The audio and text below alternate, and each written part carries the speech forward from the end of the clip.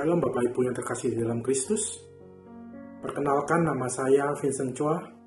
Saya adalah pewarta Sabda Awam dari BPK Surabaya. Saat ini saya tergabung dalam komunitas PDPKK Immanuel Surabaya.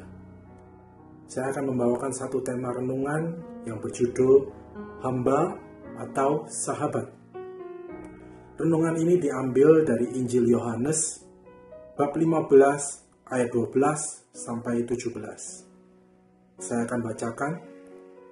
Inilah perintahku, yaitu supaya kamu saling mengasihi, seperti aku telah mengasihi kamu. Tidak ada kasih yang lebih besar daripada kasih seorang yang memberikan nyawanya untuk sahabat-sahabatnya. Kamu adalah sahabatku, jikalau kamu berbuat apa yang kuperintahkan kepadamu. Aku tidak menyebut kamu lagi hamba, sebab hamba tidak tahu apa yang diperbuat oleh tuannya. Tapi aku menyebut kamu sahabat, karena aku telah memberitahukan kepada kamu segala sesuatu yang telah kudengar dari Bapakku. Bukan kamu yang memilih aku, tetapi akulah yang memilih kamu. Dan aku telah menetapkan kamu, supaya kamu pergi dan menghasilkan buah, dan buahmu itu tetap. Supaya apa yang kamu minta kepada Bapa dalam namaku, diberikannya kepadamu. Inilah perintahku kepadamu. Kasihilah seorang akan yang lain.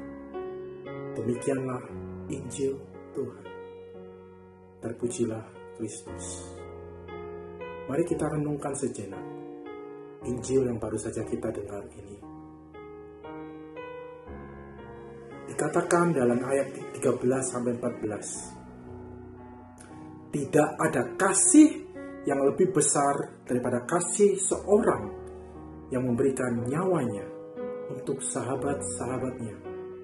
Kamu adalah sahabatku, jikalau kamu berbuat apa yang kuperintahkan kepadamu. Apa maksud daripada perkataan Yesus ini?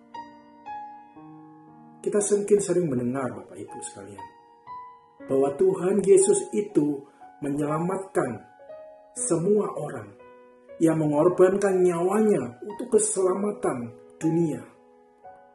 Kita mungkin sering mendengar ini. Tetapi sebenarnya, keselamatan ini juga perlu sebuah tanggapan pribadi dari kita. Seperti yang jelas tertulis dari ayat yang baru saja kita dengar. Tuhan Yesus memberikan nyawanya untuk siapa? Untuk sahabat-sahabatnya. Lalu bagaimana kita menanggapi ajakan Tuhan Yesus ini? Apakah kita mau menjadi sahabat-sahabatnya? Jika kita menjadi seorang sahabat, tertulis jelas dalam perikop, kita harus melakukan segala perintah-perintahnya. Jika kita melakukan perintah-perintahnya, maka kita disebut Tuhan Yesus sebagai sahabat. Lalu bagaimana sikap hati kita ini di dalam melakukan perintah-perintahnya? Mari kita baca dalam ayat 15. Aku tidak menyebut kamu lagi hamba, sebab hamba tidak tahu apa yang diperbuat oleh tuannya. Tetapi aku menyebut kamu sahabat, karena aku telah memberitahukan kepada kamu segala sesuatu yang telah kudengar dari Bapakku. Mari kita renungkan kembali, Bapak Ibu. Bagaimana kita melakukan segala pelayanan kita, segala bentuk kerohanian kita, tindakan kerohanian kita. Apakah kita melakukannya ini sebagai hamba atau sahabat? Memang betul Bapak Ibu sekalian, kita dipanggil sebagai hamba Tuhan, untuk menjadi hamba Tuhan. Namun bagaimana sikap hati kita di dalam melakukan segala perintah Tuhan ini? Apakah kita benar-benar karena kita dipanggil sebagai hamba Tuhan, kita melakukannya semata-mata hanya sebagai seorang hamba? Atau kita melakukannya sebagai seorang sahabat? Satu hal yang mungkin dapat kita renungkan, yang kita dapat lihat kembali dalam kehidupan kita, di mana kita untuk sampai kepada keselamatan, kita harus menjaga iman kita ini sampai akhir. Apakah yang memotori kita untuk menjaga iman kita ini? Apa yang apa motivasi kita untuk menjaga iman kita ini? Mari kita lihat kembali. Apakah benar kita menjaga keselamatan ini karena kita rindu untuk bersatu dengan Tuhan pada akhirnya nanti? Apakah kita benar-benar mencintainya, maka kita menjaga iman kita agar kita dapat kembali ke dalam kerajaan surga? Atau kita menjaga iman kita ini karena kita takut berada di tempat yang lain. Kita takut masuk neraka. Maka kita menjaga iman kita. Apa yang memotori tindakan, kesetiaan, apapun yang membuat kita untuk sampai kepada keselamatan, apa yang memotorinya? Apakah rasa cinta kita kepada Tuhan? Atau karena kita takut dihukum? Kita renungkan kembali Bapak Ibu. Bagaimana kita menjalani segala bentuk iman kita ini?